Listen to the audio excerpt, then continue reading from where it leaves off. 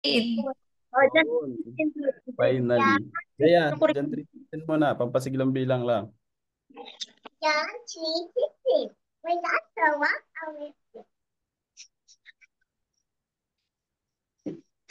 Na, okay na po.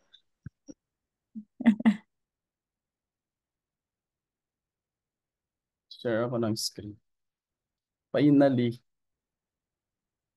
Okay. Praise God. Salamat sa lahat. Thank you sa inyong patience. Thank you, Lord, sa patience nating lahat. Lord, salamat, Panginoon, sa araw na ito. And we will now proceed with the final chapter of the book of Hosea. I'm gonna open my camera with yon. This is the final chapter. Book of Joel pala. The Book of Joel. Medyo maiksi lang siya pero sabi ko nga yung Book of Joel is mas nahirapan akong mag-aaral ng Book of Joel compare dun sa Book of Hosea. Kasi mas onti lang yung mga reference na nakita ko dito. Pero, tas medyo malalalim pa yung mga studies dito. Pero, yun, thank you so much for joining. And welcome ko lang muna lahat ng kasama natin dito. Welcome Janelle, Tineja, Arlene, si Dave, si Lois, si Latayan, si Sister Eva, si Arlene, Almini, si Joem, kasama natin, si Jenny B, Sister Cherry, at si Yani at si Roy. So yun po.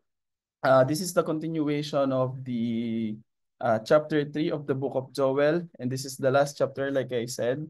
So Joel 3 is the climax. Di ba usually ang climax nasa gitna, di ba?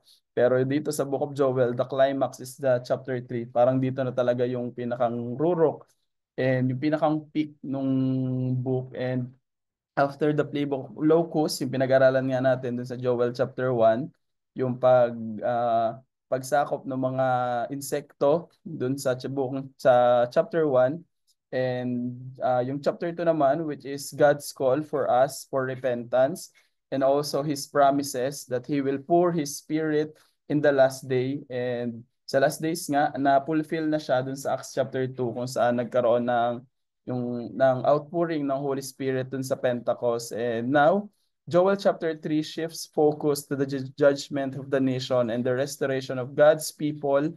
And dito, nakafocus siya dun sa judgment sa nation, which is yung sa bansa, and also the restoration of God's people.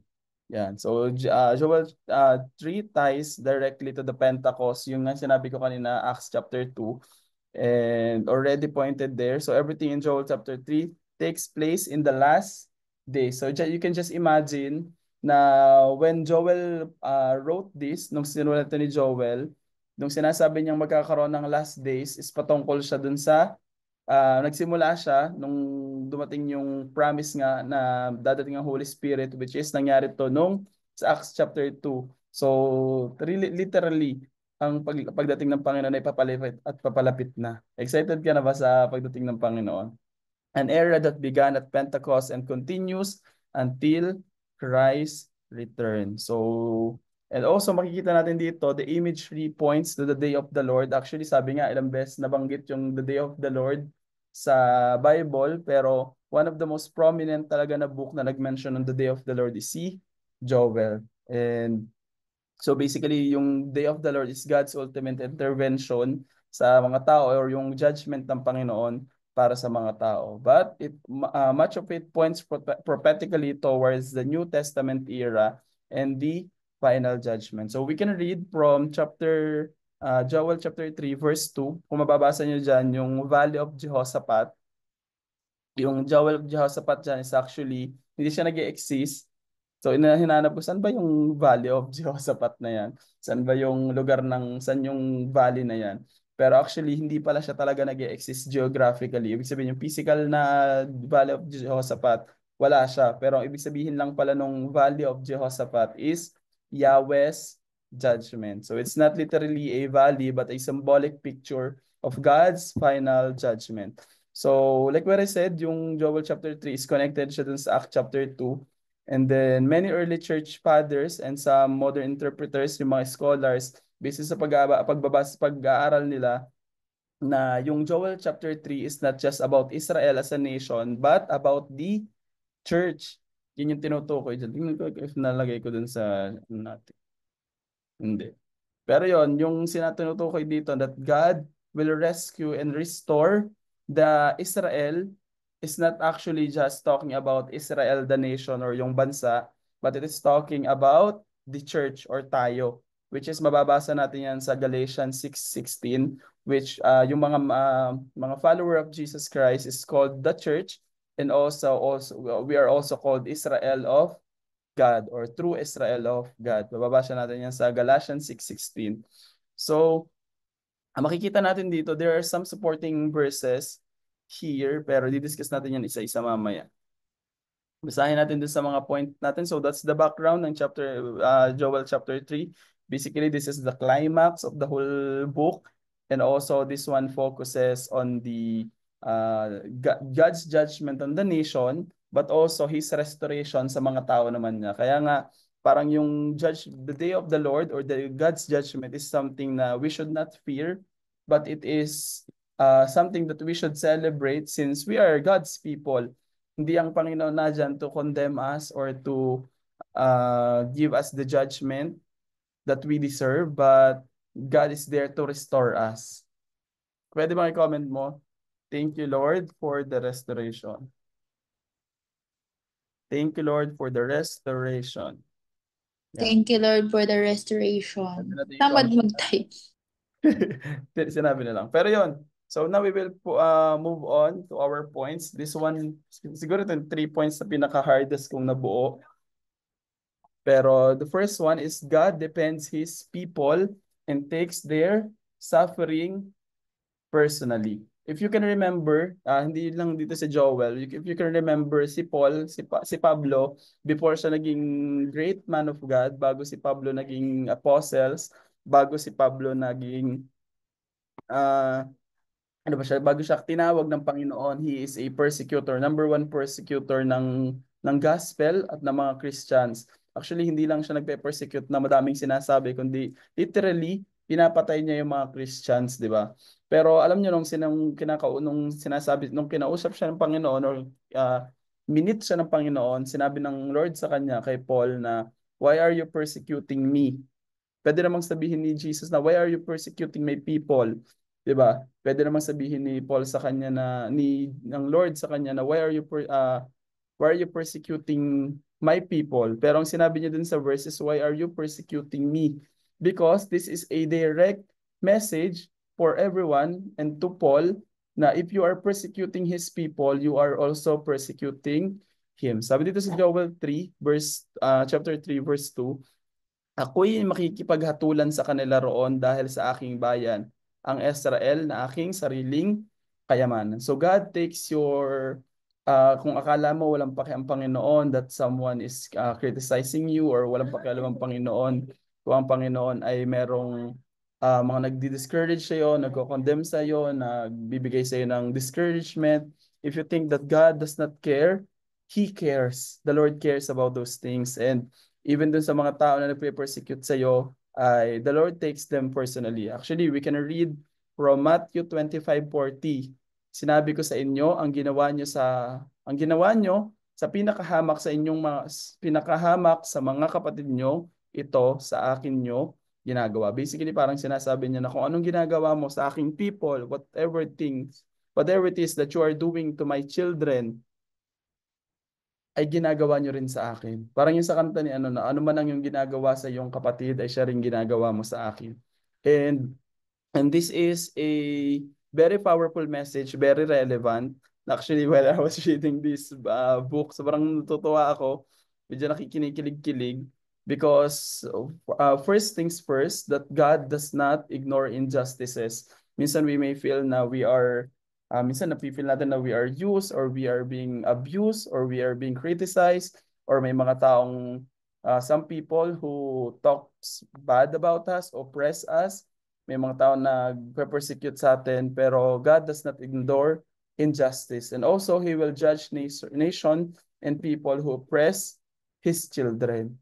So even when yung may mga tao na may mga people na nanloloko sa atin o nagmi-mistreat sa atin, sabi dito, kung ano yung ginagawa nila sa atin, yun din ang ginagawa nila sa Diyos.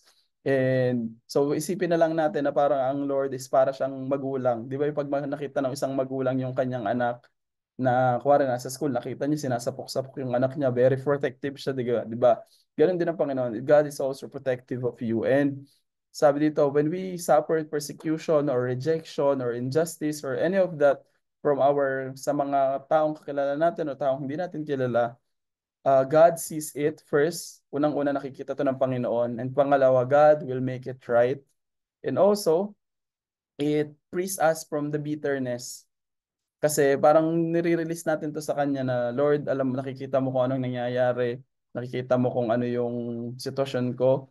You know how I feel. Lord, release the bitterness in my heart because the vengeance is not mine. It belongs to you. Amen. Amen. So Minute excuse, welcome Amen. natin si Jerlyn. si, Naka-join siya.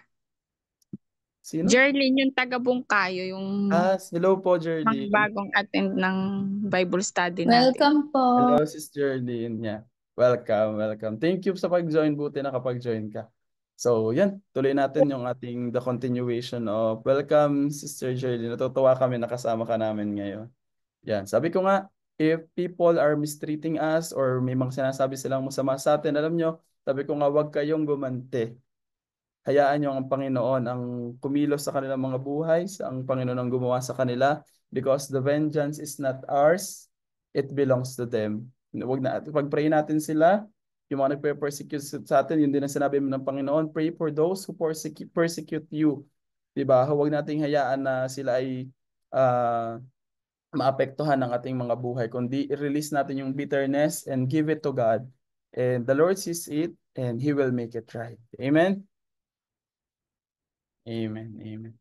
Sabi dito sa Romans 12:19, mga minamahal, huwag kayong maghihiganti. Ipaubaya niyo yon sa galit ng Diyos sapagkat nasusulat akin ang paghihiganti, ako ang gaganti, sabi ng Panginoon. So, pwede ba i-comment mo dyan? Huwag ka nang pumatol. Yan. Sabihin mo, huwag ka nang pumatol. Yan. Thank you, Lord. Yan. Huwag kang papatol. Hayaan mo sila. Kung sila may sinasabi sa iyo, pray for them and huwag kang pumatol.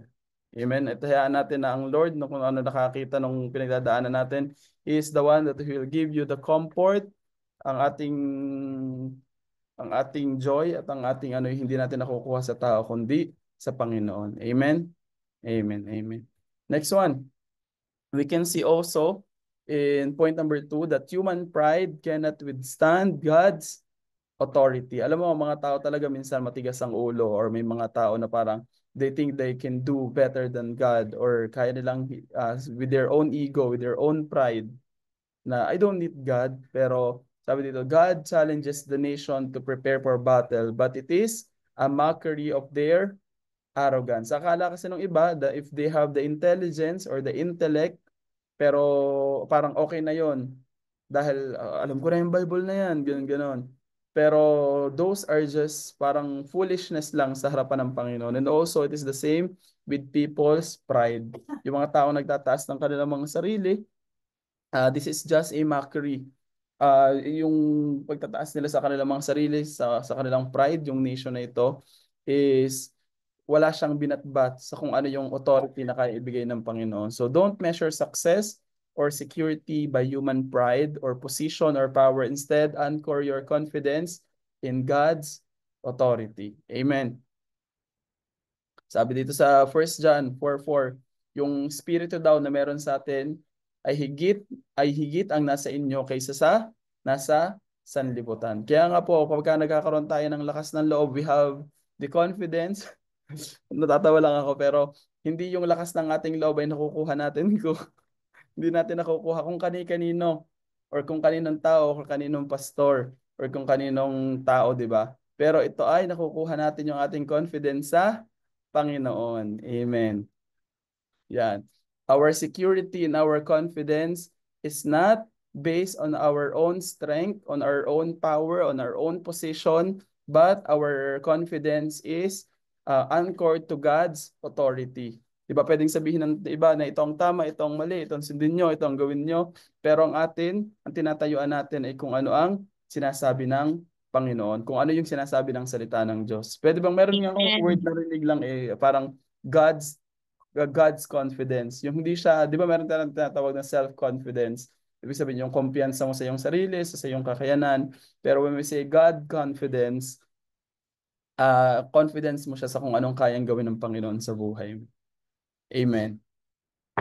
Amen. And yung confidence na to hindi nagmumula dahil siya ay boss natin o siya ay Lord natin or dahil siya ay makapangyarihan, but yung confidence na nakukuha natin not just because of his status but also to our relationship with him, yung relationship natin sa Panginoon. Kasi kahit pa kilala mo yung presidente, kung wala naman kayong relasyon, di ba? Saan ka kukuha ng lakas ng loob? Tama ba?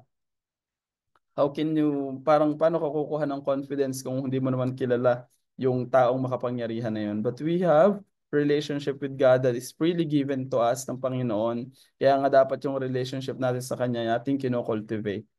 Amen. Sabi dito, our confidence is anchored in God's authority. Amen, amen. Yeah.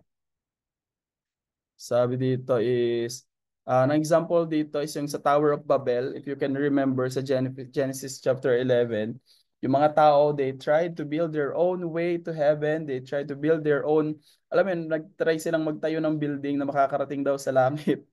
Pero sa pamagitan ng kanilang pagtutulungan, sa pamagitan ng kanilang sarili nilang lakas, ang nangyari, nag-scattered lang sila. Sabi niya, alam nyo, human pride always melt in God's sovereignty sa pagiging Diyos ng ating Diyos. Amen?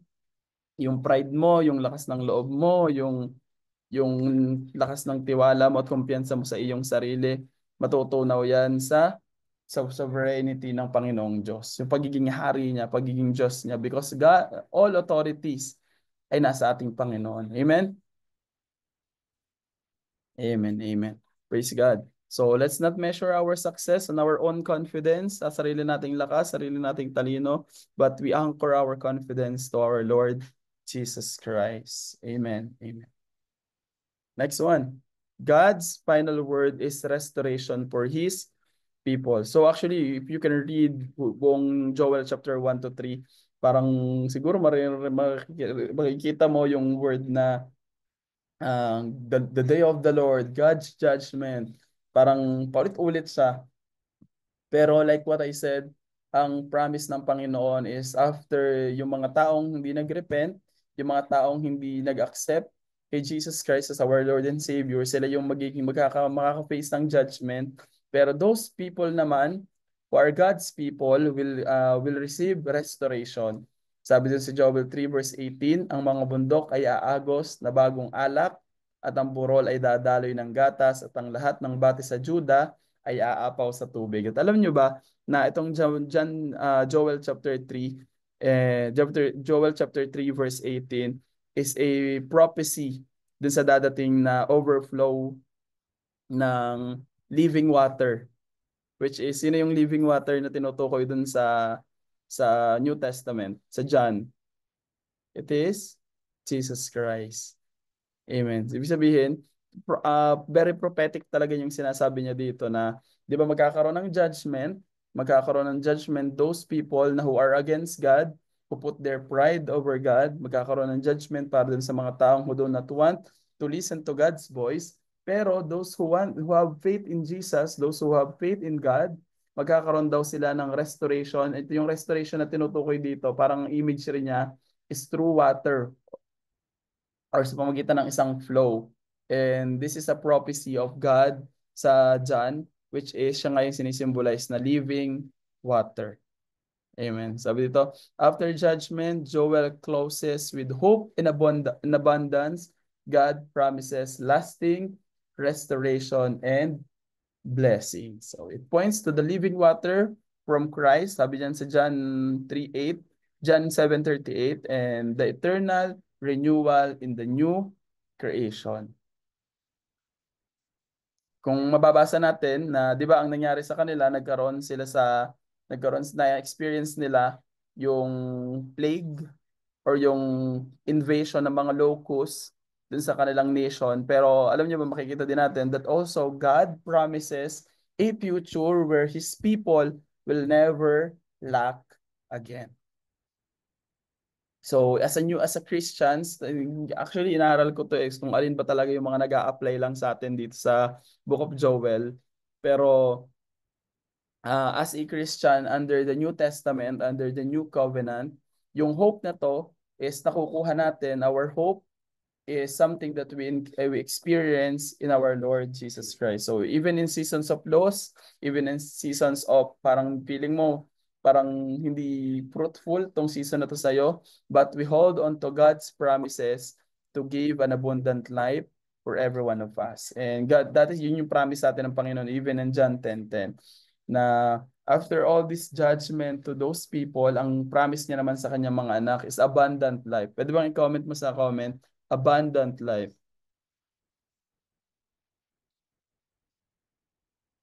Abundant life. Amen. Amen. Yun ang promise sa atin ng Panginoon, to have an abundant life. Sabi dito sa John chapter 7:38 to 40, ito yung sinasabi kong parang na-prophesy. Ang sumasampalataya sa akin ayon sa sinasabi ng kasulatan, mula sa kanyang puso ay dadaloy ang tubig ng buhay. Ito yung sinasabi ni Joel. And tinutukoy niya yung espiritong tatanggapin ng mga sumasampalataya sa kanya sapagkat hindi pa na ipapakaloob noon ng espiritu dahil si Jesus ay hindi pa naluluwalhati. So this is a promise being fulfilled by the Lord na talagang nung sinabi niya na after the judgment, meron after nung suffering ng mga ibang tao, ang bibigay ko naman sa aking mga people is I will pour out my spirit, not only my spirit, but I will give them the living water that will flow and flow and flow and give them an abundant life. And yun nga, yung finulfill niyang promise para sa ating lahat. Na sa pamagitan ni Jesus Christ, we have been blessed, we are favored, and sa pamagitan din ng sacrifices ni Jesus Christ, tayo ay ginawang justified sa harapan ng Panginoon. Amen. Amen. Sabi doon, not by our own actions, not by our own works, not by our own strength, hindi sa pamagitan ng sarili mong gawa, but we have been saved by grace through faith, at tayong lahat ay justified. Alam niyo, meron akong share next time about sa tatlong yun, yung justification, sanctification, and also our pagiging redeemed. Inaaral ko siya ngayon and I'm so much glad na ma-share ko sa inyo sa future. Pero yun. So that is the promises of God and makikita naman natin na tama, sinulat to ni Joel pero hindi ka nakalimutan ng Panginoon ang kanyang pangako. Pwede bang sabihin mo sa comment, hindi nakakalimot ng Panginoon. Hindi nakakalimot ang Panginoon. Amen. Hindi nakakalimot ang Panginoon sa kanyang pangako. You may think na after ni Joel, siguro nagbago na ang isip ng Lord after years and years and years of waiting ng mga tao. Pero God is faithful to His promises. Amen. God is faithful to His promises. So let's just do a quick summary. So Joel chapter 3 remind us that judgment is real, but in Christ we are secure. We have security. Amen. Na parang hindi kayong parating na ang judgment, baka ako'y abutan na, ako'y ganito, baka ganito. Hindi. Ang security natin is hindi yung sa actions mo, hindi sa works mo, hindi sa sarili mong righteousness, but your security is in Christ. Amen. Your security is in Christ. And also, sabi dito, the imagery of abundance points us to Jesus as the fountain of the living water. And yun nga yung pinaprophesy niya na yung pinaprophesy ni Joel na abundance para sa atin also points us kay Jesus Christ din. Ang iniisip kasi ng iba siguro abundance is para magkaroon lang ng maraming pera, magkaroon lang ng madaming mga pananim. Pero ang tinutukoy ditong abundance is to have a life of Jesus Christ. Amen. To have a life of Jesus Christ. So instead of fearing the valley of decision or the judgment of Yahweh, yun kasi ibig sabihin ng valley of decisions, judgment of Yahweh. We rejoice because God has already decided for us in Christ. Wala nang kahatulan sa mga nakipag-isa kay Kristo Jesus. Amen. So do not fear. Instead, rejoice because God has prepared good and perfect things for you. Amen. Hindi tayo natatakot sa judgment ng Panginoon but we are delightful because sa New Testament kasi our sins has been forgiven, our sins has been, yung kasalanan natin ay pinatawad ng Panginoon hindi dahil mabait ka, hindi dahil matalino ka, hindi dahil masipag ka, but our sins are forgiven because our Lord Jesus Christ. So you can just imagine nyo kung kada kasalanan natin is merong judgment ng Panginoon. Pagdating mo ng bahay mo, meron dyan mga ipis, meron dyan mga locust, di ba? Pero hindi. Ang pinangako ng Panginoon, His final word is not ruin, but restoration. Not ruin, but the restoration. And that is also my prayer, and that is also my vision. Yun yung inaano kong dinideclare ko lagi na everything that happens to you, you may think, pinapakinggan ko nga kanina si Stephen Prado, na bakit hinahayaan ng Lord yung mga bagay na to mangyari. Pero alam niyo ba, sometimes the enemy intends things for us, yung evil, minsan ini-intend sa atin ang kaaway, pero God can transform it into something good. We may think na parang sa ating sitwasyon na parang bakit ganito nangyayari Lord sa akin, o Lord ba't ganito nangyayari sa amin. Sometimes we may think that this is a ruin o pagkasira o pagka parang something negative or something evil. Pero God can turn some evil into good. God can transform yung plans ng enemy sa'yo into something beautiful.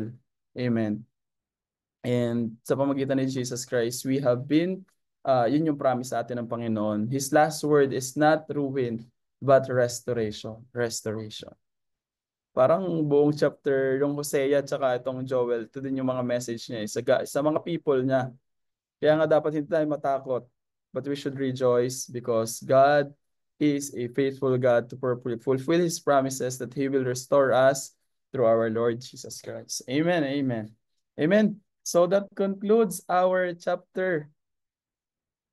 Joel chapter 3. And I hope na bawat isa ay natuto at mas nakilala natin ang Panginoong Jesus sa pamamagitan ng ating binasa. Kasi nakakatuwa siya na isipin mo sa Book of Joel pa lang, si Joel dun sa book, kung makikita nyo, wala tayong idea who Joseph is. Kaya nga parang actually nung sinusulat to ni Joel, parang nawindang nung time na yon yung mga Israelita. Kasi sino to si Joel? Ang alam lang natin, si Joel ay anak ni Fituah. Pero wala na tayong idea sino bang. Hindi kagaya na iba, di ba may mga genealogy yung mga ibang mga writers na anak siya ni ganito, na siya sa ganitong lahi. Pero alam nyo, even in the biggest mystery, even in the darkest mystery, na parang, sino ba to? Sino ba to? Pero if you deep dive in the Word of God, you can see Jesus. Inisipin mo dun sa, actually hindi lang si Jesus yung na-discover natin dun sa only 3 chapters, which is dun sa second one, yung prophecy ng outpouring ng Holy Spirit, and the second one naman is yung pagdating naman ng living water, which is also a picture of Jesus Christ. And sabi kaya dun mo talaga makikita that the Old Testament is just a shadow of who will come or someone who is about to come, which is Jesus Christ. Yung Old Testament is just a shadow of Jesus Christ sa ating mga buhay. So yon, thank you so much everyone for joining. Salamat sa lahat na nag-join.